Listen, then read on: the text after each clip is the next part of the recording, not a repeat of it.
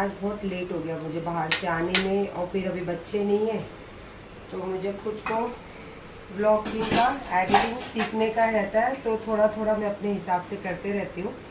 और अभी तक मैंने नहीं पी है चाय और बज गए हैं 10:30। तो मेरा दिल कर रहा था पापड़ खाने को चाय के साथ, सिंधी वाला स्टाइल। तो तल रही हूँ पापड़। और जैसे पिछले ब्लॉग में मैं आपको बताई कि मेरी मम्मी बनाते थे फ्राई कुरमुरा, जो हमेशा नाश्ते के लिए यूज़ होता था। तो फिर उसके लिए मैंने घर की सींग जो है ना अच्छे से भून के उसको भी ठंडा करने छोड़ी हूँ। ये ठंडी हो जाए सुबह बनाऊंगी, क्योंकि इसके लिए कड़ी पत्ते लगते हैं और फ्रेश कड़ी पत्ते जो है सुबह बाज़ार से आएंगे। अभी तो है नहीं, है वो पहले वाले, तो वो नहीं डालने मुझे। तो फिलहाल तो अभी मैं पी रही हूँ चाय। अब आगे क्या करूँगी पता नहीं है, क्योंकि मेरा दिमाग बहुत ज़्यादा ख़राब है। आज भी मेरे कपड़े टेलर से आए नहीं है और मेरा बहुत दिमाग की हटी हुई है।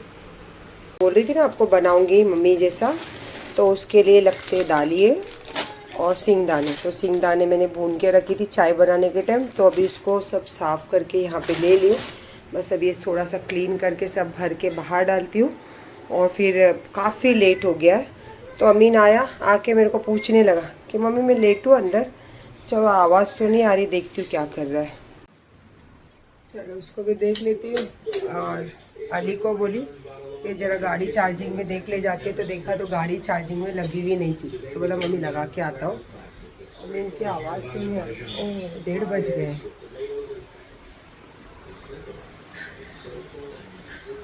एसी भी चालू नहीं, विंडो भी ओपन है, ऐसे ही सो गया बच्चा।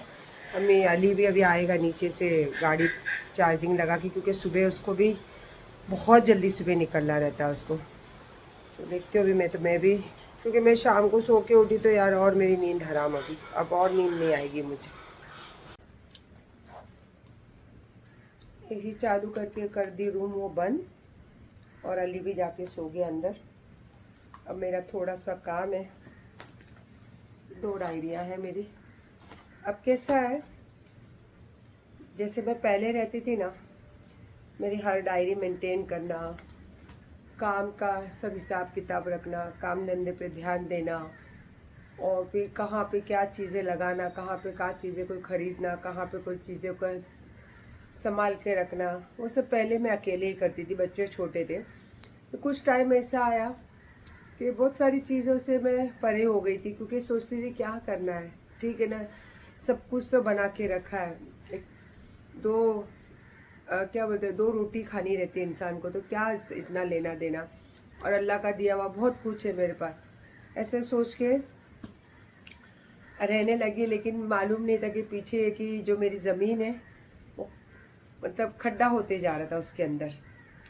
तो फिर कहते हैं ना कि इश्क और मुश्क ज़्यादा दिन नहीं छुपता, तो अच्छाई हो या बुराई सर चढ़ के बोलती है। तो मेरी लाइफ में क्या चीज़ बोली होगी वो आप अंदाज़ा लगाना इंशाअल्लाह, क्योंकि आप मेरी पूरी जर्नी से वाकिफ़ हो। तो फिर अल्लाह पाक का एहसान हुआ, गरीब नवाज का एहसान हुआ कि लौट के फिर अपनी दुनिया में आई। और अल्लाह का इतना एहसान है कि काम धंधे से अल्लाह ने कभी मुझे परे नहीं रखे। हाँ मैंने छोड़ दिया था, मैं बस अपनी दुनिया में रहना खुश समझती थी, अपनी दुनिया में जीना समझती थी, और जिसके लिए जीती थी सोचती थी कि बस वो है तो ज़िंदगी क्या है, चटनी रोटी में भी गुजारा चल जाएगा। पर ऐसा नहीं होता है, बोलबाला आपका ही होता है। जब आप अपने आप को उस ओहदे पे रखते हो ना, तो कभी उसको नीचे गिरने मत देना, क्योंकि वो ओहदा ही आपका बोलबाला और आपकी असल पहचान है, और असल हिम्मत वही होती है। और ख़ास मेरे जैसी सिंगल मदर को तो मैं हाथ जोड़ के रिक्वेस्ट करती हूँ कि अगर कोई चीज़ों में आप अपने आप को, अपना नाम को, अपनी दुनिया को बसा चुके हो, तो उसको छोड़ के प्यार की या सेकेंड मैरिज की लाइफ में कभी मत जाना। सिर्फ गहरा कुआं है, आप अंदर डूबते जाओगे पर आपको मंजिल कहीं दिखेगी नहीं। तो इससे परे है कि जो ज़िंदगी आपने अपने अपने बलबूते पे बनाई है ना, उस पर तवज्जो दो, और ज़्यादा अपनी ज़िंदगी को और ज़्यादा बुलंदी पे ले जाओ, क्योंकि जब आप वहाँ तक आ सकते हो तो उससे भी ऊपर जा सकते हो। लेकिन किसी के लिए, इवन अपने बच्चों के लिए हो या अपने घर वालों के लिए भी, अपने पहचान को कभी फीका पड़ने मत देना। ये मेरी पर्सनली आप लोगों से बातें हैं, क्योंकि ये चीज़ मैं फील करती हूँ। और इंशाल्लाह आज भी भले मेरे बच्चे कमाते हैं, मेरा ध्यान रखते हैं, पर मैं आज भी काम करना नहीं छोड़ती हूँ। और अपनी जो चीज़ें हैं जो मुझे करना है मैं वो खुद करती हूँ। और मुझे ये उम्र में भी कोई चीज़ नहीं आती तो उसको भी सीखने की कोशिश करती हूँ। यही होना भी चाहिए। चलो भाई मेरी डायरियाँ थोड़ी कर लूँ, क्योंकि कल मुझे बहुत सारा काम भी है और कल एक दो चीज़ें मुझे लेने जानी भी है। तो इंशाल्लाह फ़ोन करूँगी सुबह, अगर हो गया तो फिर चलेंगे, दिखाऊंगी आपको। अभी फ़िलहाल आप लोगों को गुड नाइट। मैं तो अभी एक आध घंटा और लगेगा मुझे सोने के लिए, और कुछ अच्छा लगा तो लेके भी आती हूँ।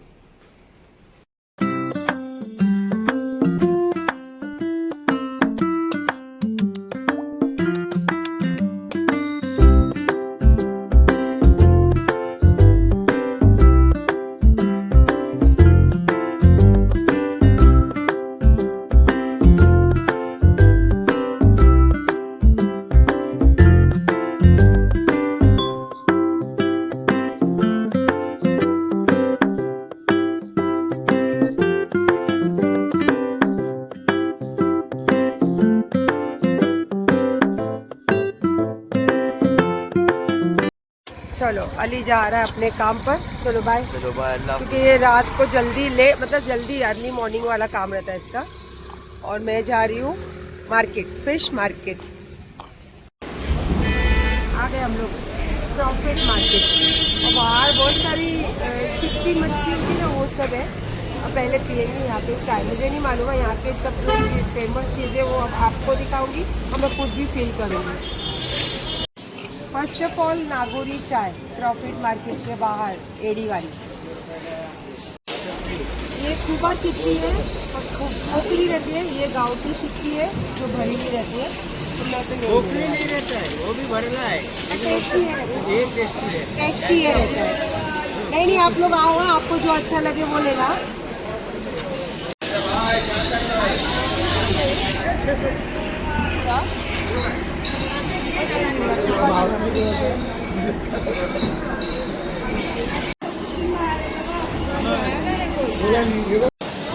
वेरी कोली लोग की स्पेशल। कोली लोग तो मोस्ट ऑफ ऐसे लगाते हैं। ये तो मैं भी लगाते रहती हूँ, सोचती यही ले लूँ। कौन सा लो? प्रॉफिट मार्केट फिश वाली।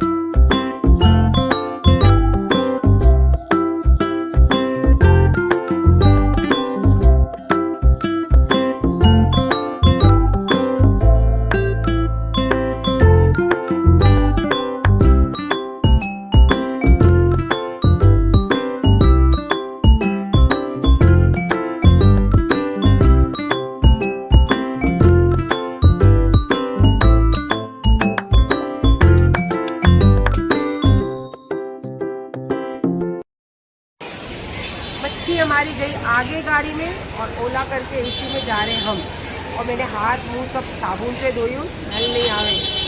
आओ।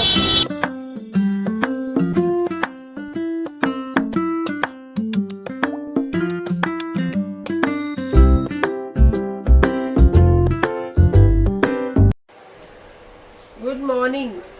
फिश मार्केट के बाद डायरेक्ट फिश वाले के घर पे, लेकिन रूटीन अपनी वही है। नसीब चाहिए यार ये सब चीज़ों की। कहीं दुनिया के कोई कोने में रहो और सेम चीज़ आपकी रूटीन चलती है, तो उसके लिए भी अल्लाह नसीब बहुत बुलंद रखते हैं। ये है गोंद कतीरा और इसी के साथ में सब्जी के बीज और साथ में है नारियल पानी और पीतल के ग्लास में। आप ऐसे देख के ऐसे फील करना कि मैं गोल्ड के ग्लास में पी रही हूँ, आप फील करना, बट है ये पीतल का ग्लास। सुबह फिश मार्केट में तो मेरा ऐसा दिल कर रहा था कि ये भी ले लूं, वो भी ले लूं, वो भी ले लूं, पर खिलाओ किसको? तो इसीलिए जो पसंद बहुत ज्यादा दिल को अजीज चीज लगी तो वो लेकर आए हैं।